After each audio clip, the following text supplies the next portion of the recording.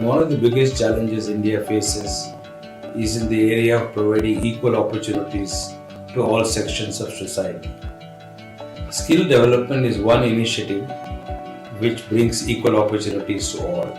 Pan IIT Alumni Reach for India Foundation, headquartered at IIT Bombay, partners with state governments through non-profit, joint venture enterprises to create an institutionalized skill development architecture exclusively for the underserved across all districts of the state. The first such special purpose vehicle or SPV was created with agencies of welfare of the government of Jharkhand. The Pan IIT model of skill development is predicated on a short placement, 100% skill loan financing, best-in-class training and residential infrastructure led by ex-army personnel. The foundation runs Gurukuls with 2 to 3 month training in construction, logistics, manufacturing and Kaushal colleges imparting 1 to 2 years of trade licenses vocational education in trades like nursing, catering exclusively for the underserved.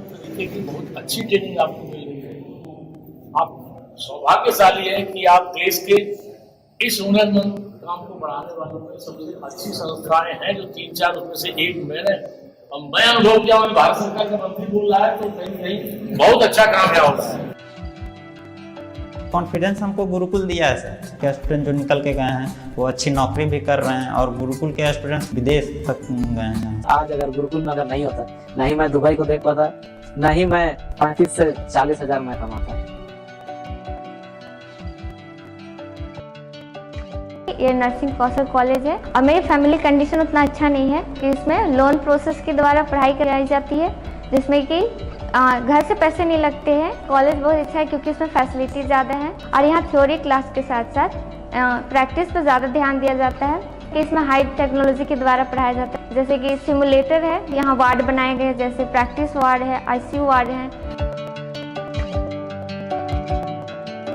Some of the studies have proven that if we use something like a helmet patient interface, the device which we have developed, lungs problem which lot of patients face can be assuaged and the patients can recover faster and better. That has been proven in some studies.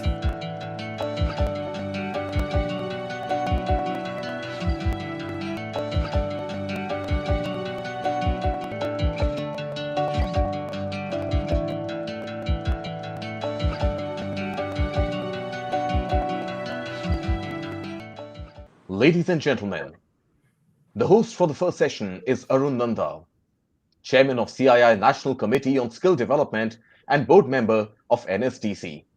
He is the non-executive chairman and board member of several companies of the Mahindra Group.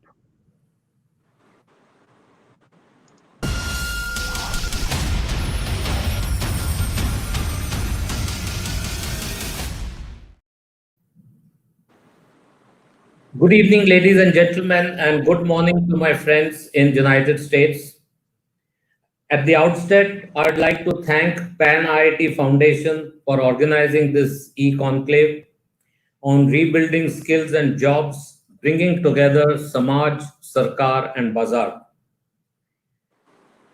My friends at Pan IIT, I must compliment you because you couldn't have thought of a better time than to organize this thing. You know, we always talk about the demographic advantage India has, but we need to take that demographic advantage, the demographic dividend that we have to our advantage. About 1 million young Indians come every month into the job market, and that's the job we have to create. We can, with the help of skilling, turn that into an advantage. And if we don't create jobs, I don't even want to think what will we do when we have very high levels of unemployment. We have huge challenges in front of us, and post-COVID, these challenges are going to be multiplied to some extent. Out of the nearly 46 crore people working in the industry and other forces, only 5% are formally skilled. Rest of them are not formally skilled. They have learned on the job. And we need to make sure that there is some amount of formality brought in, and the government brought in this scheme of recognizing prior learning and things like that. The other big challenge that we face today is when you talk to industry, they say we can't find skilled people. And when you go to the job market, you find people are saying they're not finding jobs. And I think we have to create a platform where we have to match the demand and supply. I am very sorry to tell you, and I am part of the industry, that in India, we really haven't got the industry involved to the extent it should be in the skilling system. Neither financially. Financially, fortunately, the government has got schemes, but I think the industry need to take interest right from the time of writing the curriculum to designing the training programs, training the teachers, and most important, giving apprenticeship opportunities to young boys and girls to make them employable. Post-COVID, I see two big challenges, sorry. One is that recently I heard a survey was done, and 30% of migrant labor does not want to go back. They are saying, भूखे सिर्फ चपाती अचार के साथ खाएंगे पर शहर नहीं जाएंगे. We will not go back. We will eat whatever is there at home. The second challenge, and which is a bigger, scary challenge, is with the oil price being what it is, and with the situation in the Gulf, we've already read that Kuwait is sending back 15 lakh, 1.5 million Indian laborers back. And we will see the same thing happening from other Gulf countries. Honorable Donald Trump is talking of visa cuts and all that. Now, when those young boys and girls come back, we will have to retrain them because, for example, in the Gulf, majority of the labor is either in the construction industry or in the services sector, be it car mechanics, be it anything. Our work sites are different than their work sites, and we need to make sure that they need to be retrained. The other challenge which is going to hit us, and again, COVID with that work from home is going to accelerate that problem, is there will be, with artificial intelligence and use of technology, automation, we will have to continuously reskill our people, especially in the IT industry. I don't know what will, I'm not an expert. Mr. Bagchi will, I'm sure, will talk about it. That what will happen to this whole millions of people who work in the call centers.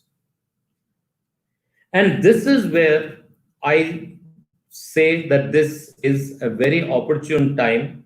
And I like, and I want to compliment the two young men, Vijay Srinivasan and Karthik, as Kalyan, who have thought of this idea of bringing together Samaj, Sarkar, and Bazaar.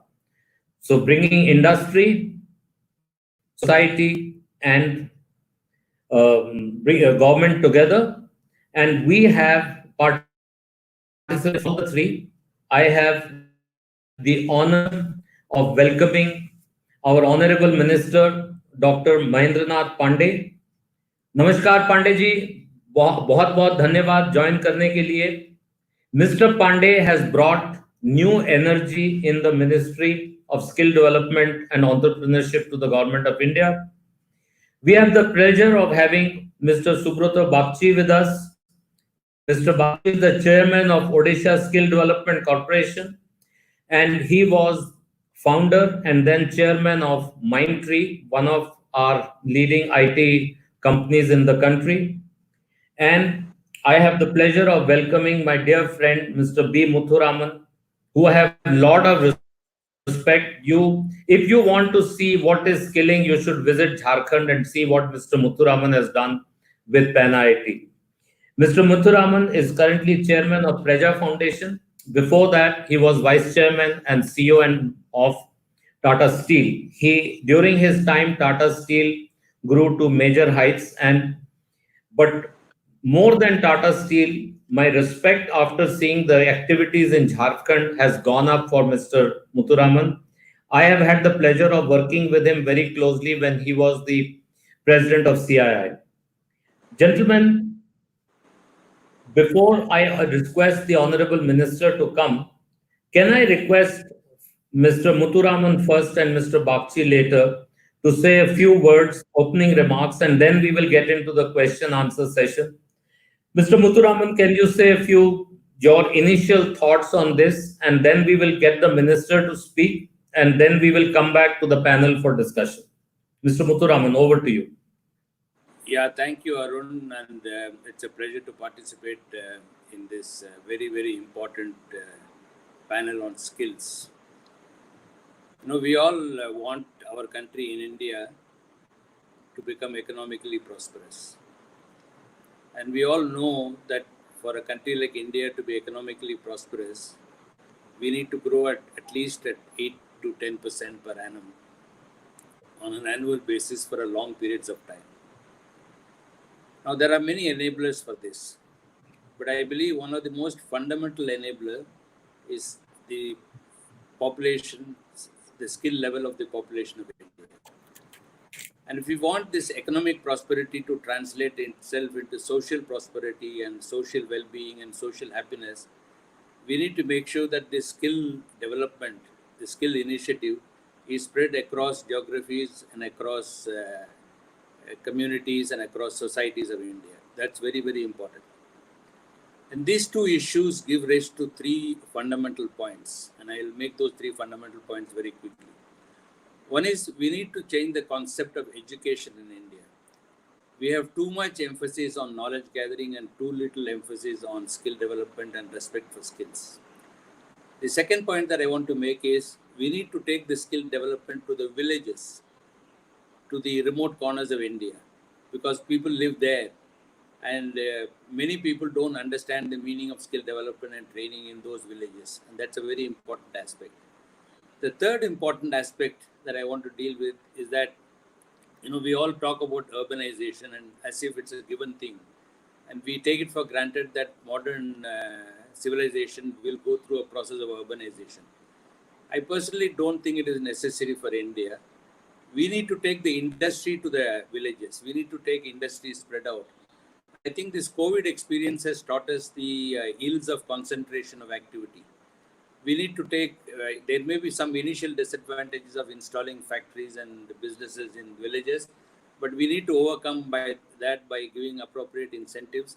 And if you do that, you will have not much of immigration, and you will have institutes nearby. You will know what is to be taught, which industries are going to employ, and so on. So these are the points that I want to make right at the outset of this conference. Thank you, Arun. Mr. Bakshi, can I request you to make the inaugural comments? माननीय मंत्री जी doctor Mahendra Pandey, Shri Arun Nanda जी, श्री मुथुरामन जी, सबसे पहले pan IIT को और CNBC को हम धन्यवाद देना चाहेंगे कि आपने ये वेबिनार में हमें शामिल किया है, और मंत्री जी को विशेष तौर पे धन्यवाद देंगे इसलिए कि मंत्री जी आप हमारे मंत्री हैं, यानी कि कौशल विकास के मंत्री हैं।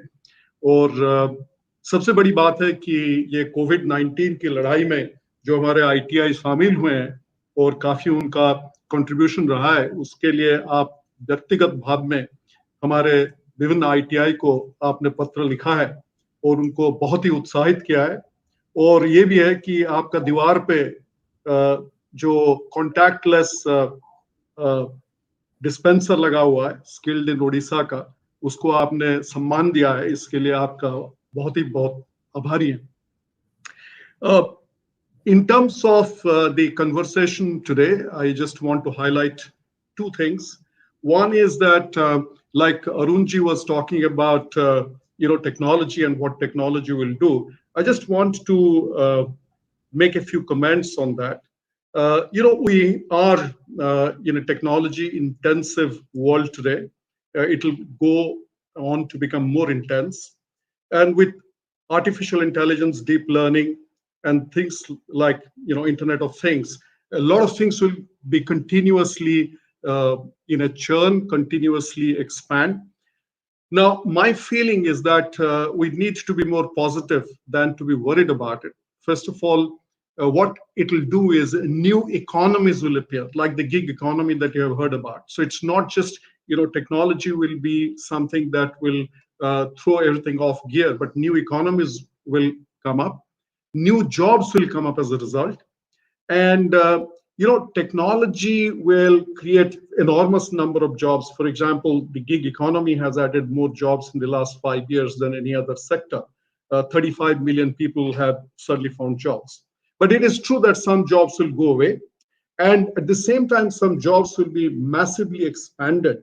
And technology will enable more than it will disenfranchise.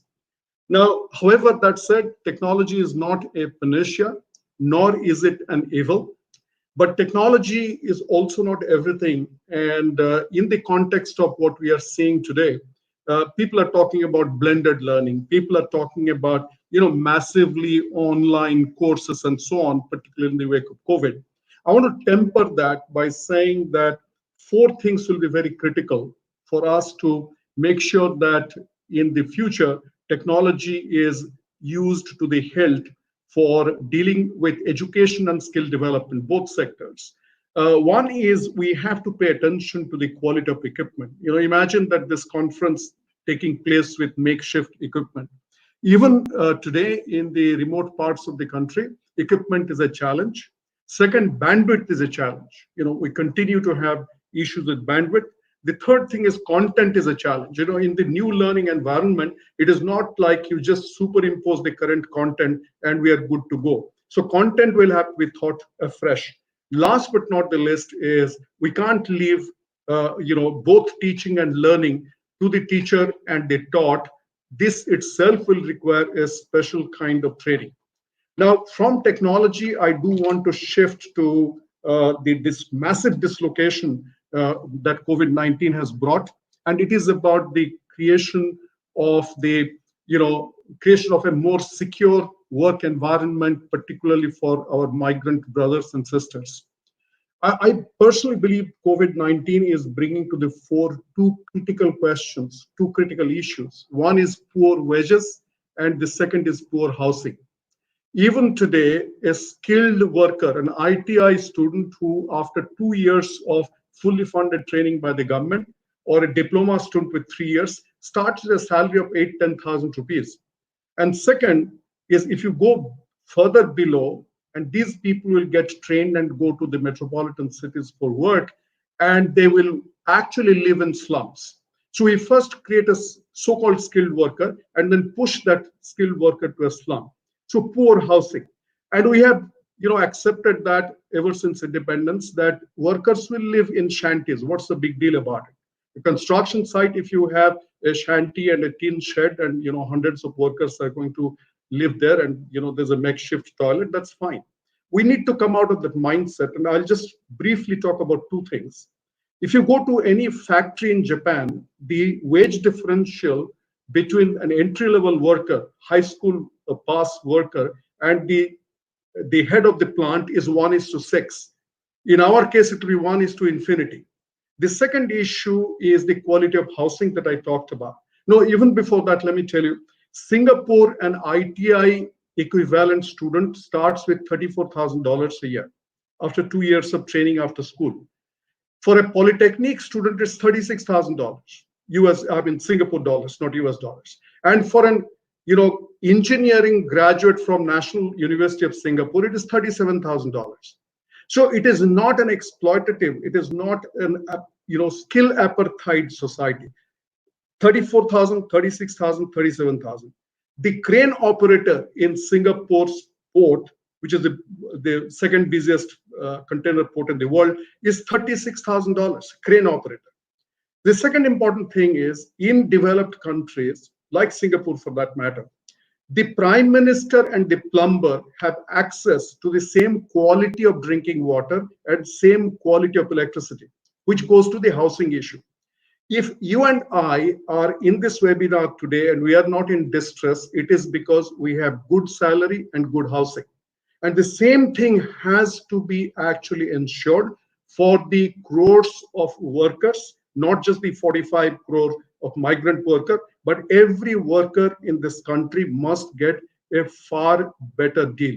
I do have 4 or 5 other points, but I'll reserve those for the Q&A session. And once again, thank you very much for having me. It's an honor to be in the presence of people like yourselves. Thank you, Mr. Bagchi. I am sorry the minister has got stuck in some very important matter. He said he will be there in 2 minutes. So you'll have to suffer me for the next 2 minutes. You know, one of the things that we need to do, and I would like to hear from the minister ji has come. Namaskar, Dr. Pandey ji. बहुत बहुत धन्यवाद. बहुत बहुत धन्यवाद. आप पधारे, आपने time दिया. लेडीज एंड जेंटलमैन, मैं आपको बताना चाहूंगा कि जब से डॉक्टर पांडे आए हैं मिनिस्ट्री में एक नए किस्म का उत्साह पैदा हुआ है. We are seeing more energy and more desire to do things from mister Pandey from the ministry, and I want to thank the minister for that. बहुत धन्यवाद सर. सर, आपके आने से पहले हम लोग मैंने कुछ शब्द कहे जिसमें बेसिकली कहा कि ये जो स्किलिंग सिस्टम है, ये भारतवर्ष में लोग सोचते हैं ये सरकार की रिस्पॉन्सिबिलिटी है. यूरोप में इंडस्ट्री इस पे ज्यादा लीड लेती है. और ये जो पैन आईआईटी का ये सेमिनार है कि सरकार, समाज और बाजार, मतलब इंडस्ट्री, गवर्नमेंट और पब्लिक को कैसे साथ में लाया जाए, इसके बारे में हम लोग इसके लिए ये सेमिनार किया है. और आपसे पहले मिस्टर बागची जो उड़ीसा में मंत्री हैं और पहले माइंडट्री के चेयरमैन थे, प्रोफेशनल है, बट वो उड़ीसा में 2 पोर्टफोलियो होल्ड करते हैं. वो पहले तो मिनिस्टर थे, rank of minister, Orissa skill development corporation के चेयरमैन हैं, और कोविड-19 मैनेज करने की रिस्पॉन्सिबिलिटी भी सरकार ने उनको दी है. और उनके बाद मिस्टर मुथुरामन टाटा स्टील के वाइस चेयरमैन और सीईओ थे, मैनेजिंग डायरेक्टर थे. बट मिस्टर मुथुरामन को मैं बहुत सालों से जानता हूं और उनकी मैं बहुत इज्जत करता था. बट झारखंड जाके देखने के बाद जो उन्होंने किया है, वो पेरजा करके कंपनी है जो झारखंड में एक एनजीओ है जो झारखंड में काम करती है, वो देख के मेरी आंखें खुल गई थी और मेरी इज्जत मिस्टर मुथुरामन से जो यहाँ थी यहाँ चली गई.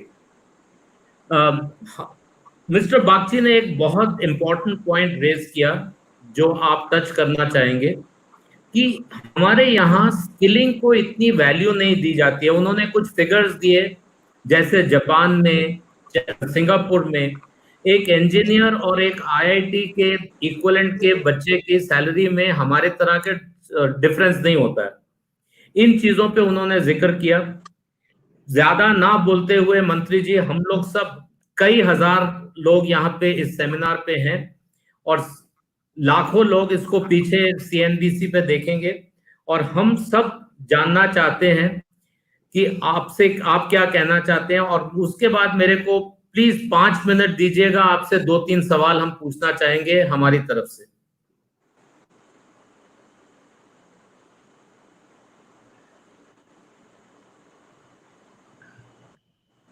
धन्यवाद नंदा जी.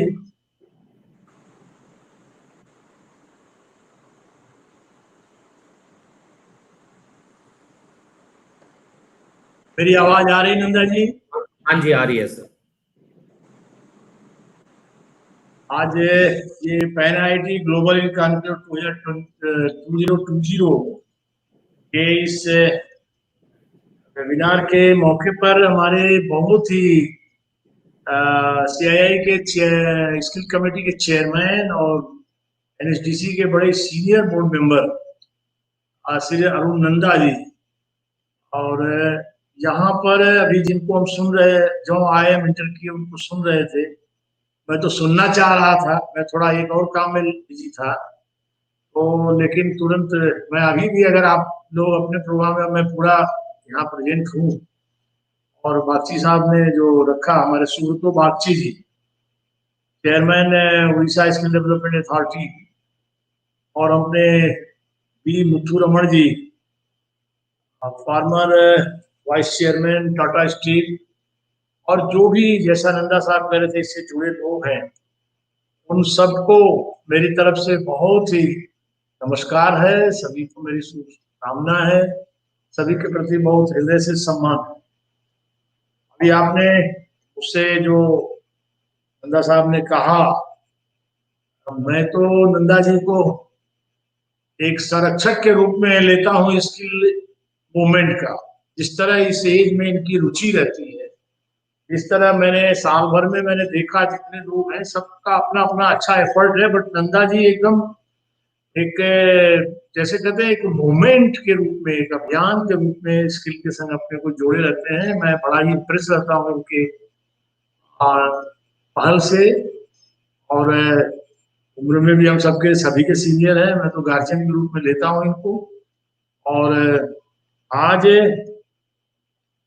जो आप लोगों ने पैन आईआईटी के द्वारा, मैंने ये कुछ कठिनाई उत्पन्न हो गई कोविड की, वरना पिछले दिनों मैंने पैन आईआईटी का एक इंस्टीट्यूट रांची में मैंने विजिट किया था। उससे जुड़े लोगों ने जिस तरह हमें प्रभावित किया, मैं इसमें बहुत कुछ आगे और योगदान उन लोगों को लाने की पहल में था। लेकिन मुझे लगता है कि मेरा ये दौरा फरवरी में हुआ था, जहाँ तक मुझे याद है, और मार्च के बाद वो परिस्थिति ऐसी बन गई कि वो चीजें तो आगे फिर और आज की इस कॉन्क्लेव में जुड़ने से लगा कि पैन आईआईटी के लोगों से हम चर्चा करके फिर आगे कैसे क्या किया जाए उसको जोड़ा जाएगा। आज जो कुछ ही दिन बाद 5-15 को वर्ल्ड स्किल का एक कौशल विकास का डे आएगा। इसी 5 बरस पहले आदरणीय मोदी जी ने इसको एक अभियान के रूप में अलग से शुरू किया, तो इसमें काफी कुछ प्रगति माननीय मोदी जी के आने के बाद स्किल के क्षेत्र में हुई है।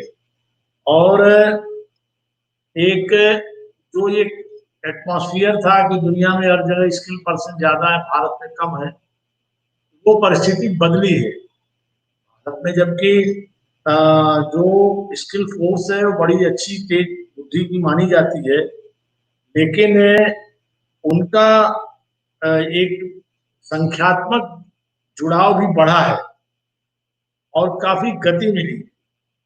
जनसंख्या के दृष्टि से जो हमारा पहले जो स्वरूप था, उसकी जगह पारिस्थितिकी तंत्र को हमारी सरकार ने पहल कर, उसमें विभिन्न राज्य सरकारों ने भी अच्छा योगदान दिया और इसमें हम सब काफी बढ़ावा दे रहे हैं। आज ये पहले जो भी हमारी चीजें थी उसमें हम सब लोगों ने काफी चेंजेस करके वो स्किल के फील्ड में इंफ्रास्ट्रक्चर और पुरानी जो योजनाएं थी उनमें भी कुछ बदलाव करके, प्रभावशाली बदलाव करके उसे आगे, और जो प्रधानमंत्री कौशल विकास योजना की जो जितनी योजनाएं हैं उसमें फ्लैगशिप योजनाएं थोड़ा इम्पोर्टेंट की गई, और हमारे जितने ITI है, NSTI, PMKK और कौशल विकास योजना से जो ट्रेनिंग पार्टनर्स हैं, वो भी अब इसमें अच्छा, पहले की तुलना में अच्छी भूमिका निभा रहे हैं। ये जो कोविड महामारी हुई है, इसने स्वाभाविक है नौकरियों को बहुत प्रभावित किया है, और इसको जो है इसने जो है एक परिस्थिति पैदा की है। उसमें भी मैं तो का आदमी हूँ, और मैंने ये अनुभव किया कि मैं आपसे, आप जैसे सीनियर से शेयर करना चाहूँगा, उस पर हम लोग ध्यान दे रहे हैं। देखा हमने इस दौरान, क्योंकि मैं एक पार्लियामेंट को भी रिप्रेजेंट करता हूँ, तो वहाँ की प्रॉब्लम, उत्तर प्रदेश जैसे सबसे बड़ी आबादी की राज्य को रिप्रेजेंट करता हूँ देश में, तो वहाँ की चीजें, आदरणीय मोदी जी ने कुछ जिले हम लोगों को मॉनिटर करने, हालचाल लेने के लिए सौंपा था, तो वहाँ की फीडबैक, तो हमने देखा कि एक ह्यूमैनिटी, एक मानवीय दृष्टिकोण की इसमें जरूरत है। क्योंकि जब ये कोविड की प्रॉब्लम हुई, मैं इसे कई मंचों पर कहता हूँ, मैं आप जैसे सीनियर्स के सामने शेयर करना चाहूंगा।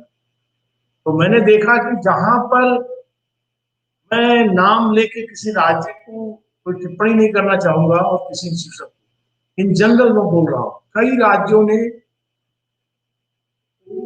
प्रवासियों को, श्रमिकों को, कामगारों को उनके हाल पर छोड़ दिया। अचानक जब परिस्थिति हुई, लॉकडाउन लगा, तो उनको उनके हाल पर छोड़ दिया। उनको 1-2 महीने भोजन का, ठहरने का, संभालने का काम तो नहीं किया। लोगों ने निकालना भी शुरू कर दिया, तुम जाओ। अब वो बेचारे कमाते खाते लोग वो सड़कों पर निकल पड़े। लेकिन एक कुछ ऐसे मानवीय एग्जाम्पल आए हैं कि कुछ राज्यों में फार्म हाउसेस हैं, या इंडस्ट्री के लोगों ने कहा बेटा आपने कमाया, आपने पुरुषार्थ किया, तो हमारी ये बिल्डिंग, हमारी इंडस्ट्री है, ये सब आपका है, आप यही रहो, यही खाओ, यही सो पड़े रहो, हम आप दोनों एक है। परिणाम वहां पलायन कम हो। आज भी मैं आपको फीडबैक बताऊं, फील्ड से 4 महीने का जो डेवलपमेंट है कोविड के चलते, फील्ड से हमारे पास रिपोर्ट्स आ रही है कि जिन लोगों ने इज्जत से और अपने सम्मान से अपने कामगारों का ध्यान रखा, वो गाड़ियां भेज रहे हैं, उनके कामगार फिर से वापस आ रहे हैं और उनके काम को, इसलिए जो ये दृष्टिकोण है कामगारों के प्रति, क्योंकि बात मैं बागची जी बोल रहे थे, उसमें एक बात आया, क्योंकि पीएम भी इस बात पर बल देते हैं कि स्किल और इस काम में इज्जत देने की जरूरत है, उसको सम्मान की दृष्टि से देखने की जरूरत है। इसी तरह कुशल कामगारों को और अकुशल कामगार, संगठित कामगार के साथ साथ असंगठित कामगार को भी थोड़ी इज्जत से आज ये आवश्यकता कोविड ने जो परिस्थिति पैदा की, हम लोग जो भी इसमें देखते जा रहे हैं, इसमें ये जो आज जिन फील्ड में ज्यादा प्रभाव पड़ा है, जैसे ऑटोमोबाइल, पर्यटन, एविएशन, होटल, कपड़ा, सिनेमा, इन सब उद्योगों को इस कोविड ने ज्यादा प्रभावित किया है। इस दृष्टि से और जिन फील्डों में काम अभी हो सकता है, कहाँ प्रभावित है, उनसे जुड़े लोगों को कहाँ मदद करनी है, इसमें 20 लाख करोड़ का आर्थिक आत्मनिर्भर भारत पैकेज भी हमारी सरकार ने प्रोसेस किया है, बहुत बड़ा मॉरल बूस्टअप सपोर्ट दिया है। उस दृष्टि से अभी हाल में फिक्की के अध्ययन ने 37% नौकरियों के लिए 2022 तक के परिवेश में कई प्रकार के कौशल सेट की जो अपेक्षा की है, उसको भी हम अपने निगाह में डाल रहे हैं। और ये कोविड के बाद जिसको लेके आपने गोष्ठी रखी है, जो श्रम बाजार के अंदर जो चीजें आएंगी, कॉम्पिटेंसी में लचीलापन, पूर्णशीलता, डिजिटल अपस्किलिंग, टेक सेविंग आदि को भी प्रमुखता देनी पड़ेगी। सोशल डिस्टेंसिंग के नए मानदंडों को भी मैं चाहूंगा कि इस पर आप भी इस पर सहमत होंगे कि इसको और उसमें जो जिन चीजों पर न्यू फ्यूचर जॉब रोल पर जो हमारे डिपार्टमेंट ने फोकस किया था एनएचडीसी के द्वारा और हमारे और कई ये दृष्टियों के द्वारा, इंडस्ट्री 4.0 से जुड़ी चीजों को आज उसका इम्पोर्टेंस बढ़ जाता है।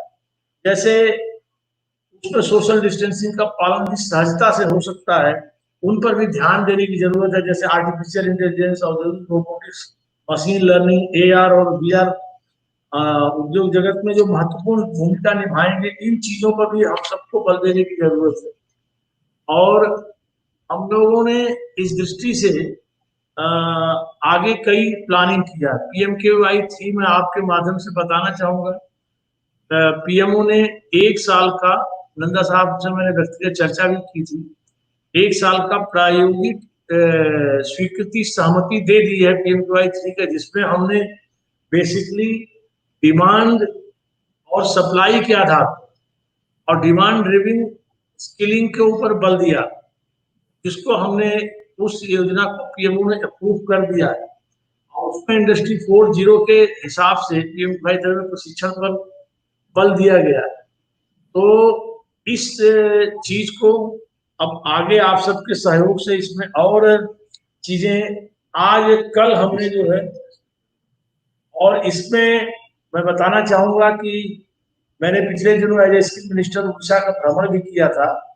मैंने केंद्रपाड़ा आज में और वहां पर अभी मुझे बताया गया बागची जी ने, इधर जो मैंने जिन लोगों ने अच्छे इनोवेटिव काम किए, ITI ने, NSTI ने, खास करके उड़ीसा से जुड़े हैं हमारे बागची साहब, वहाँ बरहमपुर और कटक ITI ने, मैंने ऐसे जो भी इनोवेटिव आइडिया लेके उनको प्रोत्साहन भी दिया। तो मैं इन सबको उत्साहवर्धन के साथ ये भी बताना चाहता हूँ कि पहले जो स्किलिंग के फील्ड में पैन IIT के लोग इसमें अहम भूमिका अदा कर सकते हैं।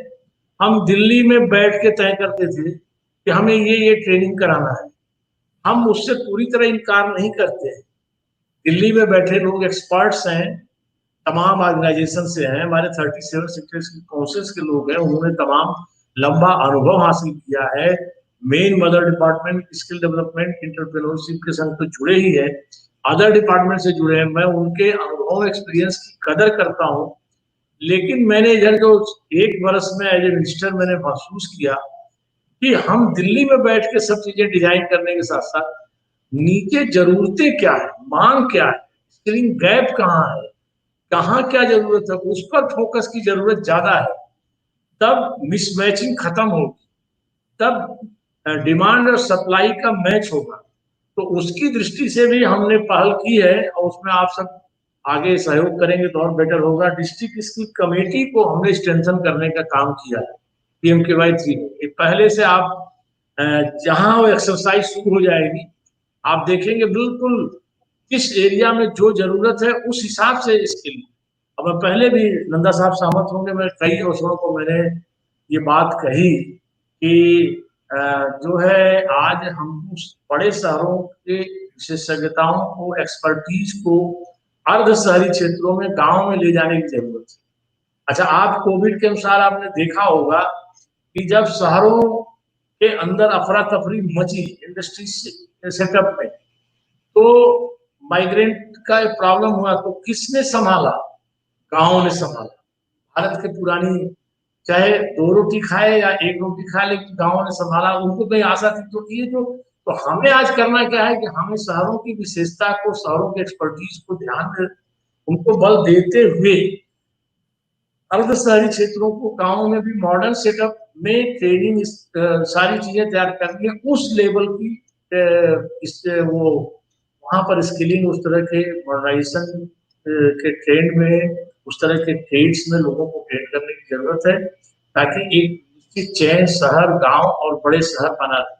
हमारी सरकार इस दिशा में कई बड़ी पहले कर, अभी 3 दिन पहले कैबिनेट ने एक महत्वपूर्ण निर्णय किया, और मैं आप जैसे तमाम इंडस्ट्री से, आप खुद कहीं चेयरमैन है, कहीं एडवाइजर है, आप जैसे लोग, 4 लोग जो जुड़े हैं, वे खुद इंडस्ट्री से जुड़े लोग हैं और इंडस्ट्रीज में अपने एक्सपर्टीज के रूप में अपनी सेवाएं दे रहे होंगे।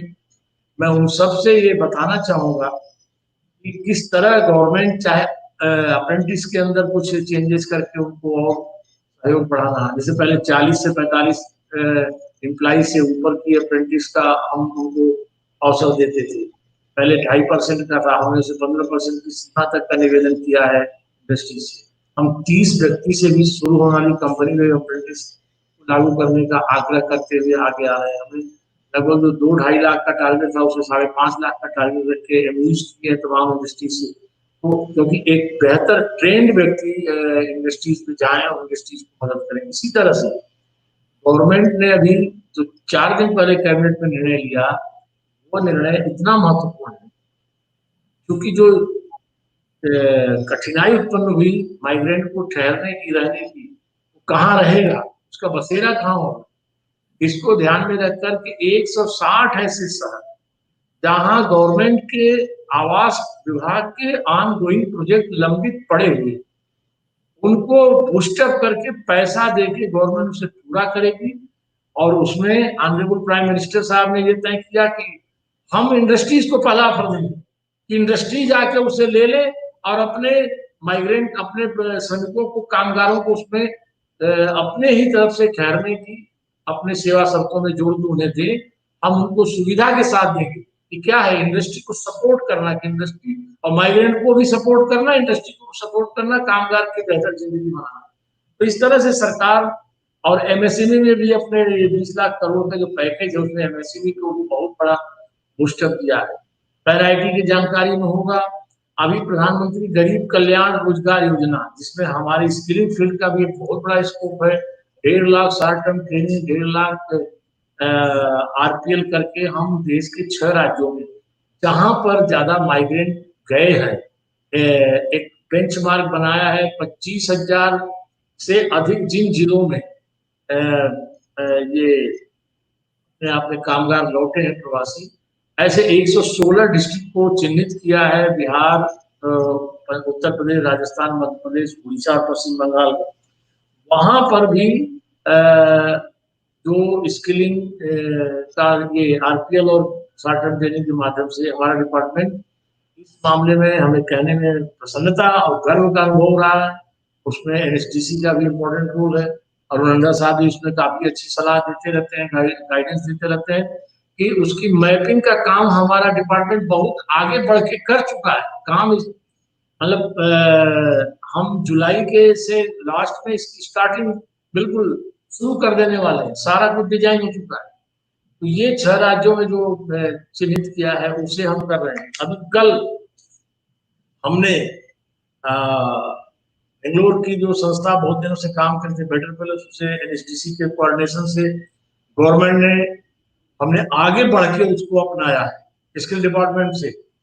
और मैंने देखा, मैं आप सब से अपनी बात शेयर करने में मुझे कोई संकोच नहीं है। मेरी ही पहल पर हमारे एनएसडीसी ने एक पहल की कि जो विदेशों से कामगार आ रहे हैं उन कामगारों को हम उनकी स्किल मैपिंग करें और उनको यहाँ इंडिया में जरूरत हो उनकी फिर से रिकॉग्नाइजेशन, उनका इम्पोर्टेंस बढ़ाएं और उनके अनुभवों का लाभ हमारे देश को भी मिले। और अगर वो अपने देश को बैक नहीं करना चाहते हैं जिन देशों में थे वो, तो यहाँ पर उनको रोजगार के अवसर मिले। इसकी स्किल मैपिंग नागरिक उड्डयन मंत्रालय और विदेश मंत्रालय और मेरा मंत्रालय ने मिलकर पहल, सारा कुछ हमारे डिपार्टमेंट ने उसमें पहल किया। स्वदेश नाम के ऐप द्वारा लगभग 20,000 से ऊपर लोग उससे अब तक जुड़ चुके हैं, जुड़ते जा रहे हैं। इसी तरह से हमने उसी पैटर्न पर हमने देखा स्वदेश नाम बड़ा अच्छा क्लिक कर गया। बहुत दिनों से मेरी ये कोशिश चल रही थी और मैं नंदा साहब से भी ध्यान होगा, मैंने जब व्यक्तिगत हमारी 2 बार वार्ता हुई तो मैंने कहा मैं चाहता हूं कि एक क्लिक पर कहां पर स्किल की आवश्यकता है, क्या स्किलिंग करना है और किसको कैसे स्किल पर्सन की जरूरत है, ये मैं बार बार कहता था।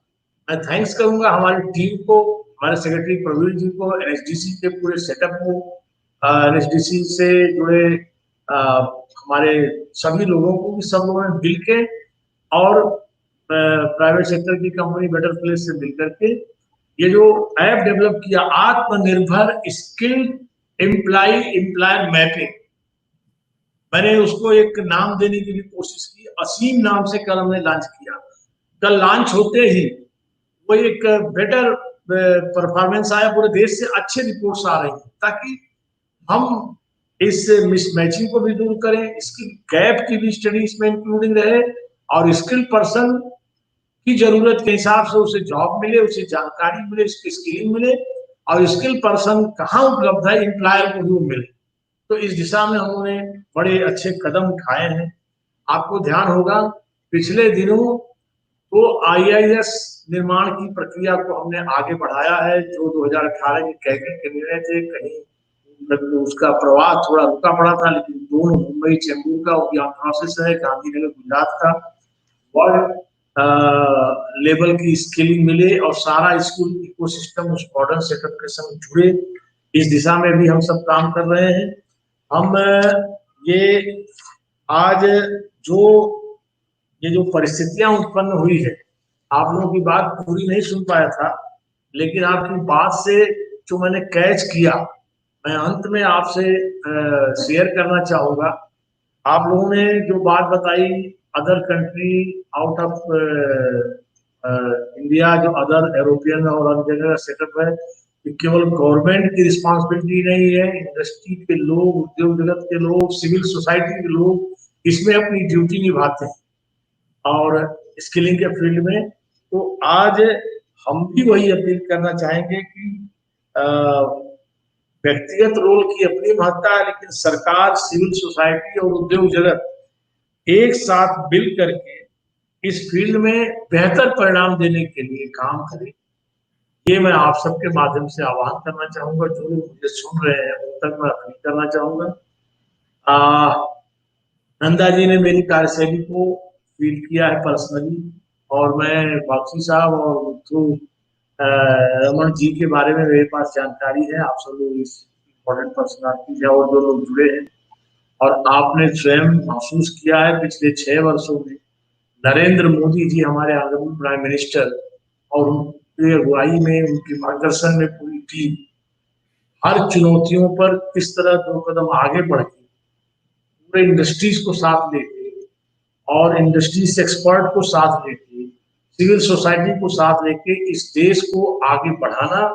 और इस समय कोविड के संग परिस्थिति उत्पन्न हुई है, प्राचीन भारत को नए भारत के रूप में आज की वैश्विक आवश्यकताओं के परिप्रेक्ष्य में आत्मनिर्भर बनाने का जो अभियान है, वो अभियान आप जैसे लोगों के बिना पूरी तरह दिली योगदान के पूरा नहीं हो सकता। मैं आह्वान करूंगा उसमें आप सब आगे आए।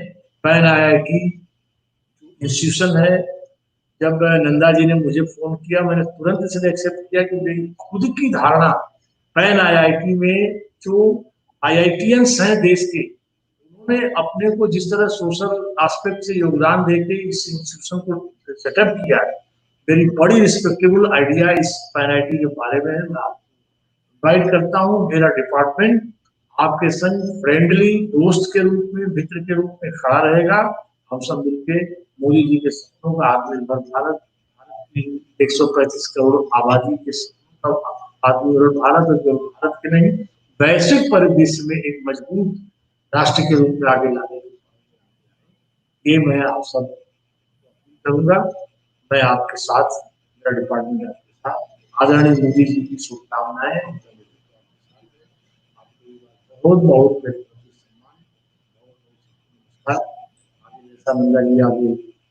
धन्यवाद मंत्री जी। साहब आप इजाजत दे तो 1-2 सवाल आपसे पूछ सकता हूं?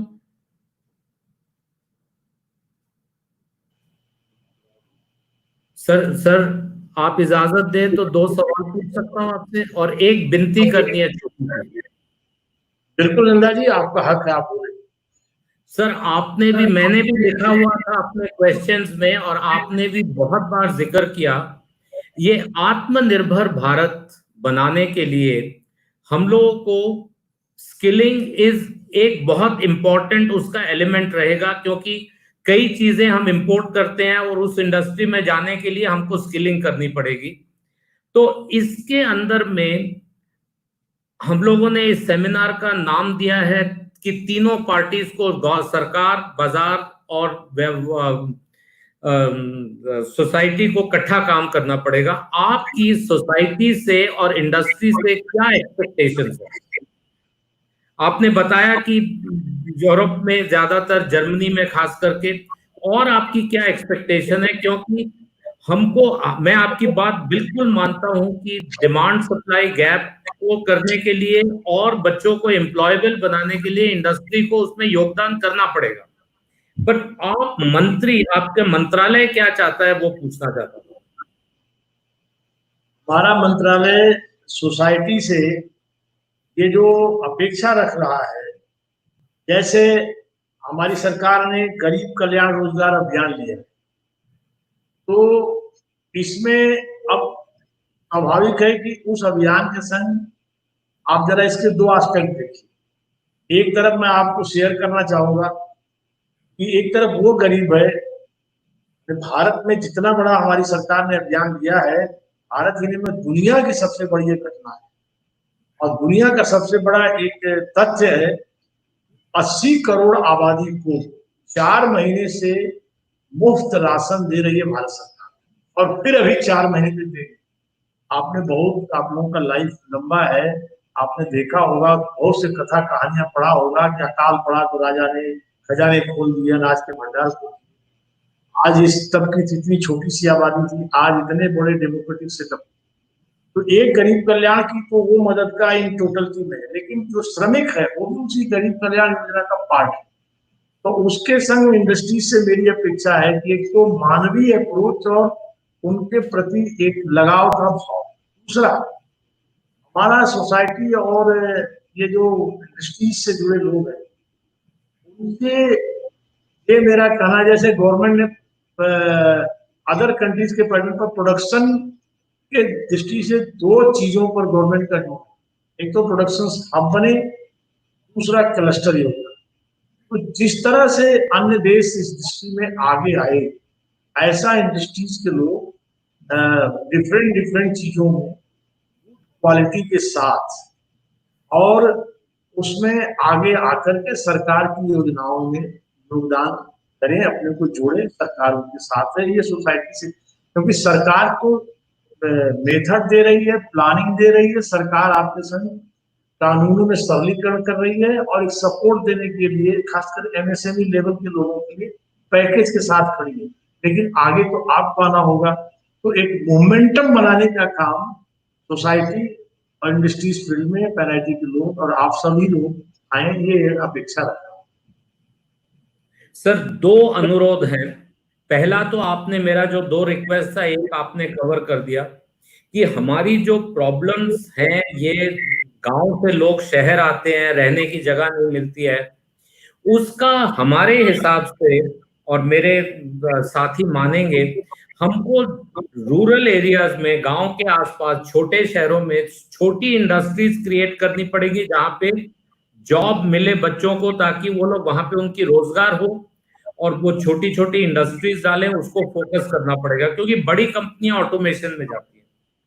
दूसरी एक बहुत बड़ी आपसे मेरी विनती है हाथ जोड़ के, एक आजकल के बच्चों में दिमाग में मेरे को समझ नहीं आता है, ये जो हमको इंग्लिश में ब्लू कॉलर वर्कर कहते हैं, वो होटल में 10,000 12,000 रुपए, मॉल में 10-12 हजार में काम करने को तैयार हैं, 20,000 25,000 में जाके फैक्ट्री में काम करने को, उसको वेल्डर कहलाना या फिटर कहलाना उसको अच्छा नहीं लगता है।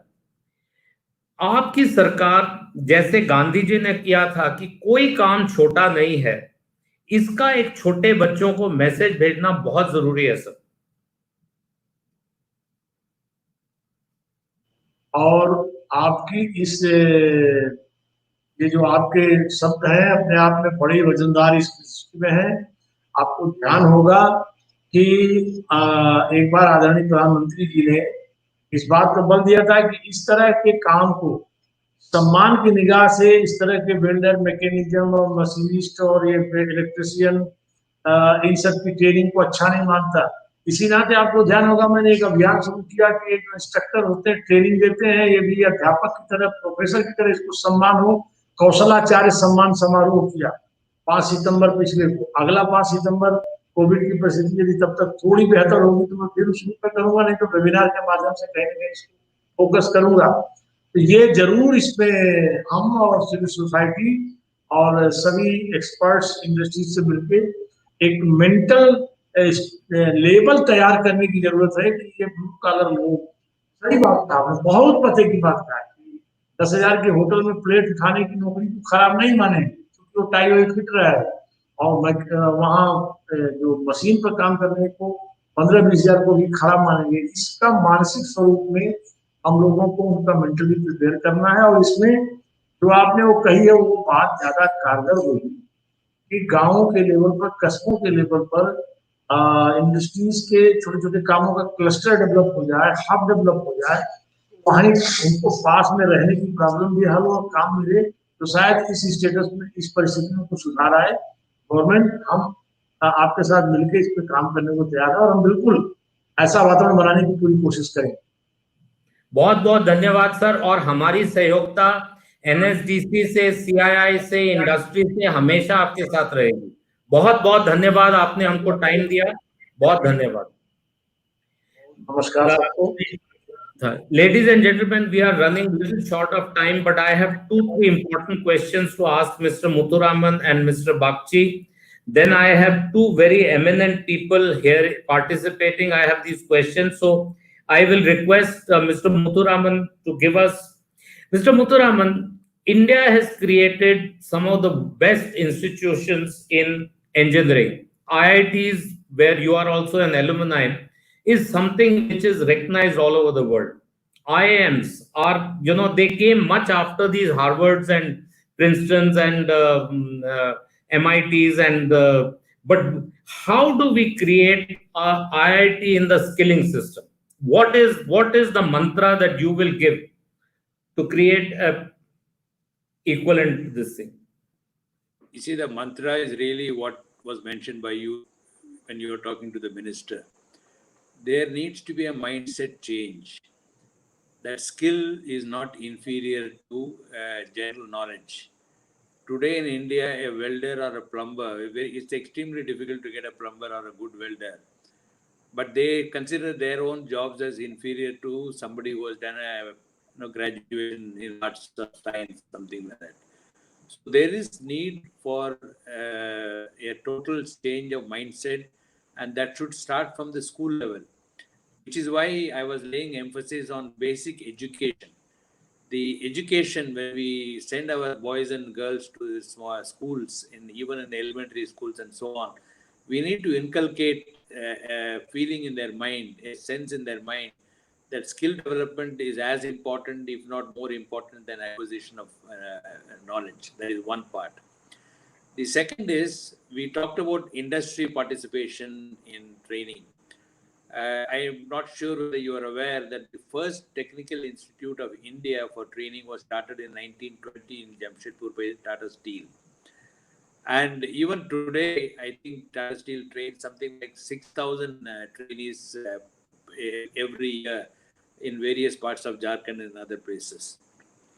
What I am wanting to suggest to the government is, just like they have made CSR as mandatory, I want to see a date, when what you desire don't happen, sometimes you have to take the course of law. I would like to see a legislation to say that every company must train so many people outside their own requirement. And this is the kind of syllabus, this is the kind of numbers, some kind of a yardstick has to be, because otherwise... It's a great point, Mr. Muthuraman. Great point. Yeah, I also see that industry is not taking as much interest as it must take. So two things. One is, in the education level in the schools, we must inculcate this mindset into people, saying skills are important.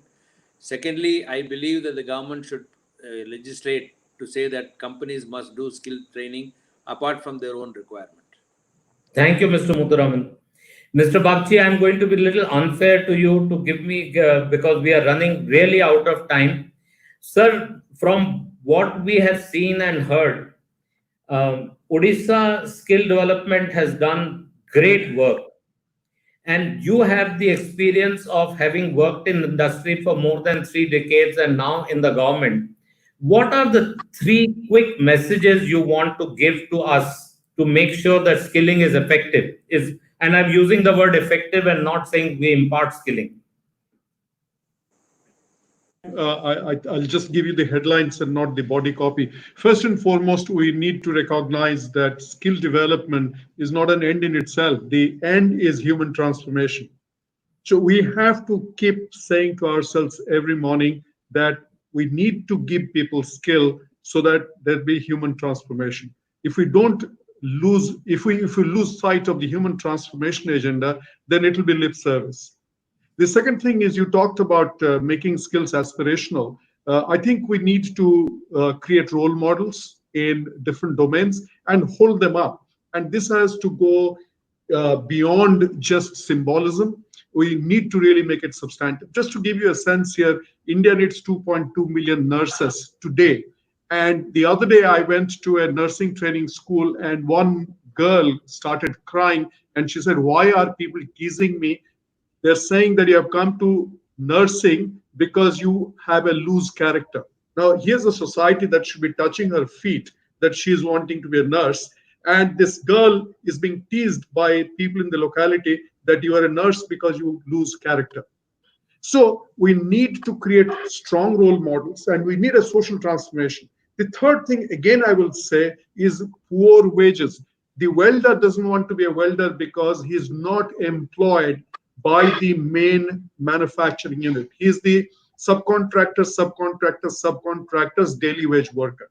That has to change. And I'm glad that you repeatedly talk about industry. I think industry needs to wake up, and industry remains largely exploitative. I'm sorry to say that, but it has got a hand-me-down exploitative, labor leverage kind of a mindset, and we need to come out of that.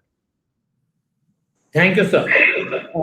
We have two very experienced people with us. We have Dr. Ashwin Mahalingam. He's a professor at IIT Madras, and I know him.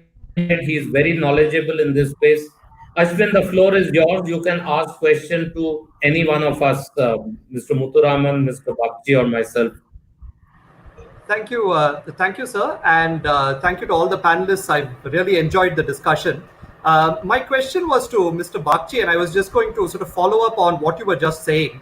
You spoke about when you gave your opening remarks about the construction industry, which is an industry that can potentially employ a lot of people, but it's also an industry where we are constantly bemoaning the lack of skilled personnel at all levels. And when we look under the hood, the points that you made really manifest themselves in terms of poor working conditions and all of that. And essentially, the fact that there is no aspiration from people to join these kinds of industries. So on the one hand, we seem to be spending a lot of time skilling people to become carpenters or whatever. But I was wondering if you could talk a little bit more about how you think the industry as a whole, these kinds of industries, how they could rebrand themselves to make themselves more aspirational to people. And as you were just saying, how can they sort of dismantle some of these archaic legacy supply chains, labor contracts, etc., and reinvent themselves, with more technological savviness and so on. I was wondering if you could share some of your thoughts. So if you leave aside Mahindras and Tatas as construction companies, or L&T for that matter, you'll find that the construction industry is a fairly nefarious industry.